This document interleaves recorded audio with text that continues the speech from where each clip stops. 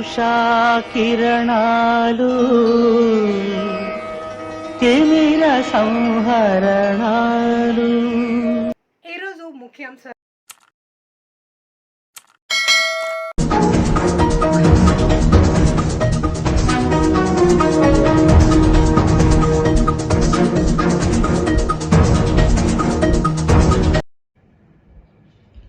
Telugu Desam party 17 Lok Sabha సీట్లకు పోటీ చేయబోతా ఉంది. దాంట్లో 13 మంది అభ్యర్థుల్ని తెలుగుదేశం పార్టీ అధికారికంగా ప్రకటించారు.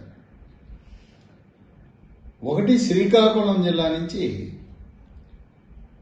కింజరపు ఎర్రమనాయుడు కుమారుడు రామ్మోహన్ నాయుడు. ఈయన బీసీ సామాజిక వర్గానికి చెందినవాడు, కుప్పుల వెలమ.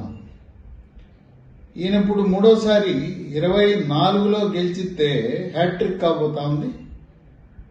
ఈయనకి కేంద్ర మంత్రివర్గంలో తెలుగుదేశం పార్టీ తరఫున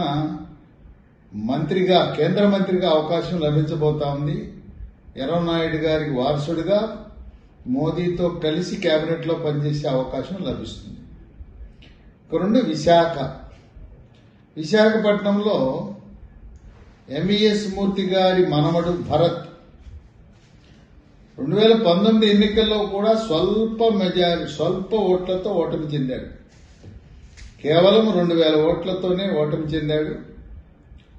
తాత వారసత్వాన్ని పుణికిపుచ్చుకున్నాడు. తాత లోక్సభ సభ్యుడిగా, శాసన మండలి సభ్యుడిగా ఉత్తరాంధ్రాన్ని శాసించే పరిస్థితులు ఉండేవారు.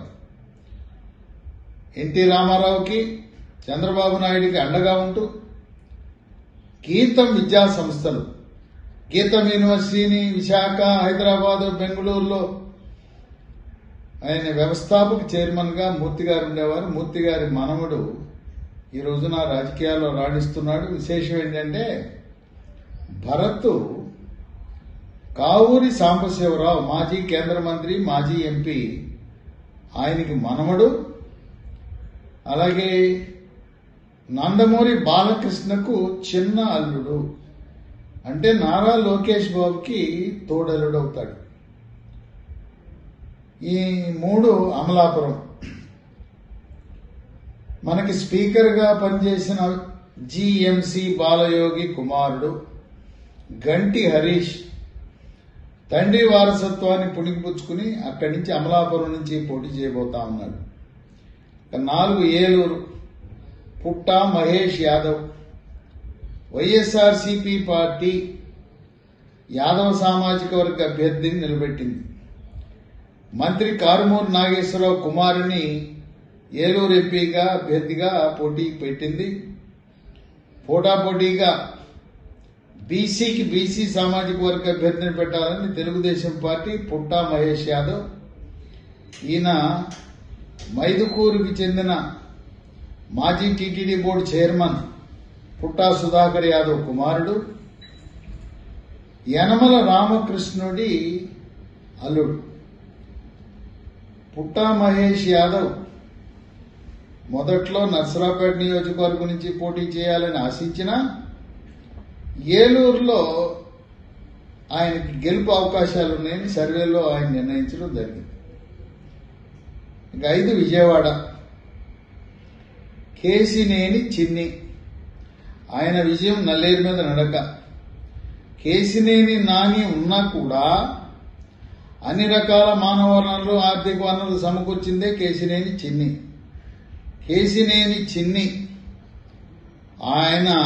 ఆయన గెలవడమే కాదు, ఆయనలో పార్లమెంట్ పరిధిలోని 7 అసెంబ్లీ సీట్లు కూడా ఘన విజయాన్ని సాధించబోతా ఉంది తెలుగుదేశం పార్టీ కూటమి. ఇక 6, గుంటూరు డాక్టర్ పెమ్మసాని చంద్రశేఖర్. ఈయన ప్రముఖ వైద్యుడు.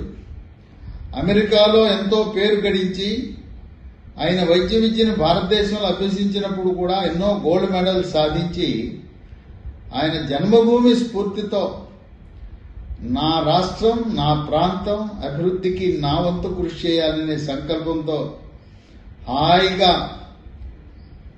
లక్షల ఆదాయం రోజుకు ఉన్నా దానన్నింటినీ వదులుకుని ఈరోజు మన ఆంధ్ర రాష్ట్ర అభివృద్ధి కోసం ఆయన త్యాగం చేసి గుంటూరు లోక్సభకు పోటీ చేయబోతా ఉన్నాడు. 7 నరసరావుపేట లావు కృష్ణదేవరాయలు. ఈయన ఇంతకుముందు 2019లో అదే నియోజకవర్గం నుంచి వైఎస్ఆర్సీపీ పార్టీ తరఫున పోటీ చేసి గెలిచాడు. ఆ నియోజకవర్గంలో ఎవ్వరూ చేయలేని ఎంఐఎంఎల్ అంతే అనేక మంది, నరసరావుపేట నుంచి జనార్దన్ రెడ్డి, నెదురుమల్లి జనార్దన్ రెడ్డి లోక్సభకు ప్రాతినిధ్యం వహించాడు. బ్రహ్మానంద రెడ్డి ముఖ్యమంత్రిగా పనిచేశాడు. రోషే అక్కడి నుంచి గెలిచాడు. ఇంతమంది ఎంఐఎంఎల్ ఉన్నా ఎవ్వరూ చెయ్యలేని పని ఆ ప్రాంత పల్నాడు ప్రాంత ప్రజలకు కృష్ణా నీటిని లిఫ్ట్ కేంద్ర ప్రభుత్వం అనుమతి సాధించటంలో విశేషమైన కృషి చేసి ఆ లిఫ్ట్ వల్ల తాగునీటికి సాగునీటికి పల్నాడు సస్యశ్యామలమవుతా ఉంది. మరి ఈయన విద్యా సంస్థలు, ఈయన తండ్రి, ఆయన తండ్రి బాటలోనే విద్యా సంస్థలు, విద్యా సంస్థలు, విజ్ఞాన్ యూనివర్సిటీ, దాన్ని కూడా అంతర్జాతీయ ప్రమాణాలతో నిర్వహించడంలో దిట్టగా ఆయన రాజకీయాల్లో రాకముందు ఇప్పుడు కూడా తన వంతు కృషి చేస్తూ ఉన్నాడు. ఎనిమిది బాపట్ల నుంచి టి కృష్ణప్రసాద్, ఆయన అనంతపురం జిల్లాలో మంత్రిగా పనిచేసిన శమంతకమణికి అల్లుడు. ఈయన ఐపీఎస్ అధికారి, నీతి నిజాయితీ నిబద్ధత గల అధికారి, మాదిగ సామాజిక వర్గానికి చెందినవాడు. ఆయన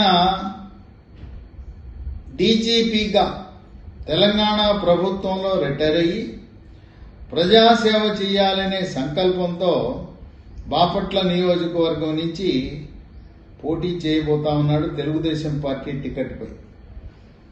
ఇక 9 కర్నూలులో వైఎస్ఆర్సీపీ పార్టీ వాళ్ళు బీసీ సామాజిక వర్గానికి చెందిన వాళ్ళు పెట్టారని చెప్పి తెలుగుదేశం పార్టీ నాగరాజుని రంగంలో దింపింది. ఇక 10 నెల్లూరులో సేవకు మారు పేరు వేమిరెడ్డి ప్రభాకర్ రెడ్డి, ఆయన రంగంలో దింపారు. ఆయన సతీమణి వేమిరెడ్డి ప్రశాంత్ రెడ్డి కొవ్వూరు అసెంబ్లీ నియోజకవర్గం నుంచి కూడా పోటీ చేస్తా ఉంది. వేమిరెడ్డి ప్రభాకర్ రెడ్డిని ఎదుర్కొనేవాడు ఎవరూ లేరు. ఇక 11 నంద్యాలలో డాక్టర్ బైరెడ్డి శబరి, ఈమె ఎంబీబీఎస్ చదవడమే కాదు ఉన్నత విద్యను అభ్యసించి ఆ ప్రాంతంలో కర్నూలు నంద్యాల ప్రాంతంలో 2 జిల్లాల్లో కర్నూలు నంద్యాల జిల్లాలో కూడా అనేకమైన వైద్య శిబిరాలు పెట్టి రాజకీయంగా ఉత్సాహంగా ఉంటూ, ఈయన తండ్రి బైరెడ్డి రాజశేఖర రెడ్డి, తాత బైరెడ్డి శేషసైనారెడ్డి, ఆయన కాంగ్రెస్ ప్రభుత్వంలో మంత్రిగా పనిచేశాడు. తాత తండ్రి వారసత్వాన్ని పుణికిపుచ్చుకుని బైరెడ్డి శబరి ధైర్యంగా రాజకీయాల్లో ప్రవేశించి నంద్యాల నుంచి పోటీ చేయబోతా ఉంది. ప్రకటించిన 13 అభ్యర్థులలో 2 ఉన్నత విద్యను అభ్యసించి సూపర్ స్పెషలిస్ట్ డాక్టర్లుగా ఉన్న 2 డాక్టర్లను చంద్రబాబు నాయుడు ఎంపిక చేయడం విశేషం. గుంటూరులో డాక్టర్ పెమ్మసాని చంద్రశేఖర్, అలాగే నంద్యాల అభ్యర్థిగా పార్లమెంట్ అభ్యర్థిగా డాక్టర్ బైరెడ్డి శబరి, వీళ్ళిద్దరూ కూడా సాదా సీదా ఎంబీబీఎస్ డాక్టర్లు కాదు, స్పెషలిస్టులు, సూపర్ స్పెషలిస్టులు. ఇక 12 హిందూపురం నుంచి బీసీ సామాజిక వర్గానికి చెంది బీకే పార్థసారథి, ఆయన ఎమ్మెల్యేగా ఎంపీగా గతంలో పనిచేసిన అనుభవం ఉంది. ఇక 13 చిత్తూరు నుంచి ఐఆర్ఎస్ ఇండియన్ రెవెన్యూ సర్వీస్ ఉన్నత పదవులన్నీ కూడా నిర్వహించి ప్రజాసేవకు అంకితమైన మాజీ కేంద్ర ప్రభుత్వ అధికారి ప్రసాదరావు చిత్తూరు నుంచి పోటీ చేయబోతా ఉన్నారు. ఇక పెండింగ్ లో ఉన్నవి 4: ఒంగోలు, అనంతపురం, కడప, రాజంపేట.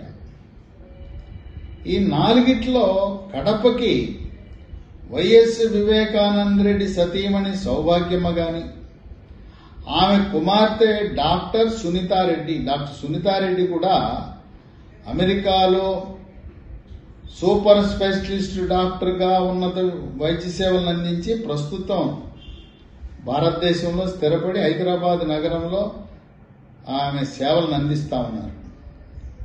కనుక వైఎస్ వివేకానంద రెడ్డి కుటుంబ సభ్యులను పోటీ పెట్టాలన్నారు. కడపలో కాంగ్రెస్ పార్టీ తరఫున వైఎస్ షర్మిల పోటీ చేసే అవకాశం ఉన్నది. ఈసారి కడపలో అవినాష్ రెడ్డి పోటీ చేస్తే ఓటమి తప్పదు.